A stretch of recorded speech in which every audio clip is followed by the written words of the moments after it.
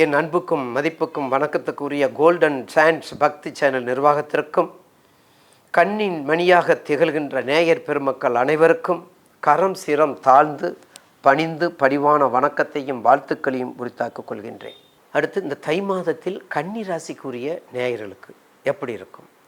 இந்த தை மாதம் கன்னி ராசி நேயர்களுக்கு ஏற்கனவே உங்களுக்கு இந்த மாதத்தில் 1/1/2024 நம்ம சொல்லியிருக்கிறோம், பதிவு பண்ணியிருக்கிறோம். நிச்சயமாக மிக கவனமாக இருக்க வேண்டும். ஏன் கவனமாக இருக்க வேண்டும்? அஷ்டமத்தில் குரு, உங்களுடைய குரு உங்களுடைய ராசிக்கு 8ல் இருக்கார். அப்போ குரு 8ல் இருக்கும்போது மிக கவனமாக இருக்க வேண்டும். கண்டிப்பாக போக்குவரத்து பகலில் போகாது. இரவை அறவே ஒழிச்சிருங்க. இரவை நினைக்காதீங்க. உங்கள் ராசிக்கு ராசிநாதன் நல்லா இருக்கார். உங்கள் ராசியில் கேது இருக்கிறார்.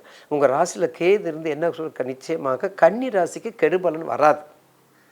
கன்னி ராசிக்கு கெடுபலன் வரவே வராது. ஏன்? கேதுவும் கன்னியும் நட்பு பெற்ற கிரகங்கள். அப்போ என்ன ஆகும்? நிலம் சம்மந்தப்பட்டது, பூமி சம்மந்தப்பட்ட, பார்த்தீங்களா, பஞ்சபூதம் வருது பார்த்தீங்களா? இப்போ என்ன நடந்துட்டு இருக்குது அப் டு டேட்டில் நமக்கு தெரியுதுல்ல, என்ன நடந்திருக்கு, இந்த வருஷம் பிறந்தோன்னே நமக்கு என்ன நடக்குது. அப்போ காலத்தில் மிக கவனமாக இருக்க வேண்டும். ராகு என்னும் செய்ய மாட்டார். ராகு போகத்தை தான் கொடுப்பாரு, ராகு மோகத்தை தான் கொடுப்பாரு, ராகு எல்லா செல்வமும் கொடுப்பாரு. ஆனால் கேது கொடுக்க மாட்டார். கேது என்ன செய்வார்? நீதியை பார்ப்பார், நேர்மையை பார்ப்பார், தர்மத்தை பார்ப்பார்.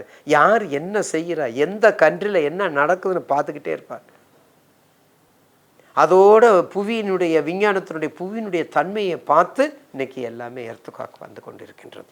அந்த வகையிலே கன்னிராசி நேயர்கள் கொஞ்சம் கவனமாக இருக்க வேண்டும்.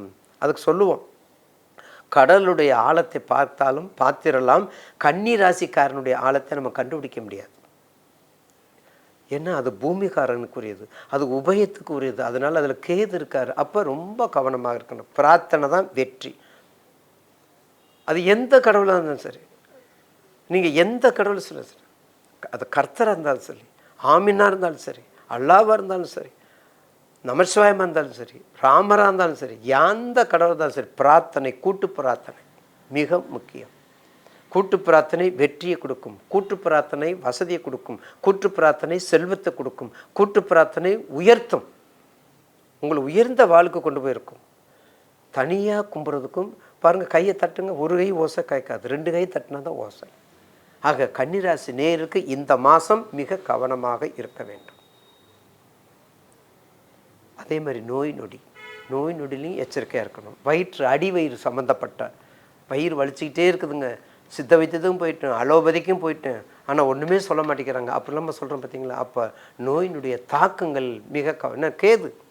ஏன்னா கன்னி ராசிக்கு புதனுடைய ஆதித்யம் இருக்கிறனால லட்சுமி நரசிம்மர் வழிபாடு பண்ணுங்கள், சங்கடகர சதுர்த்தி நல்லா பண்ணுங்கள். கண்டிப்பாக தேய்பிரை, சங்கடகர தேய்பிரை சதுர்த்தியில் உங்களுடைய கஷ்டங்கள் தேய்ந்து விடும். உங்களுடைய கஷ்டங்கள் எதுவும் வராது, துன்பங்கள் துவண்டு ஓடிடும், நிச்சயமாக வராது. அதனால் கன்னிராசி நேயர்களுக்கு இந்த தை மாதத்தில் கொடுக்கல் வாங்கல எச்சரிக்கையாக இருங்க.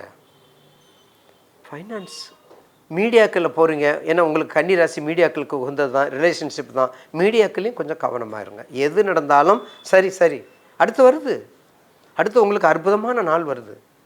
5வது மாதம் வரும்போது உங்களுக்கு அற்புதமாக இருக்குது. சக்கரவர்த்தி யோகம்லாம் வருது, விபரீத ராஜயோகம்லாம் வருது கன்னிராசிக்கு.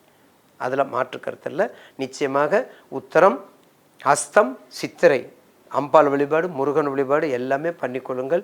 கண்டிப்பாக இந்த தை மாதம் உங்களுக்கு கஷ்டமாக இருந்தாலும் கஷ்டத்தை கொடுக்காத மாதிரி நீங்கள் தெரிஞ்சுக்கிறீங்க. ஏன்? பிரார்த்தனை மூலம் வெற்றியை கொடுக்கும். சிம்மராசி அவ்வளோ கொடுக்காது. சிம்மராசிக்கு ஆல்ரெடி இருக்குது, ரிசல்ட் கரெக்டாக இருக்கிறீங்க. ஆனால் கன்னிக்கு தானே முழங்கால் பசியில் இருக்கிறீங்க.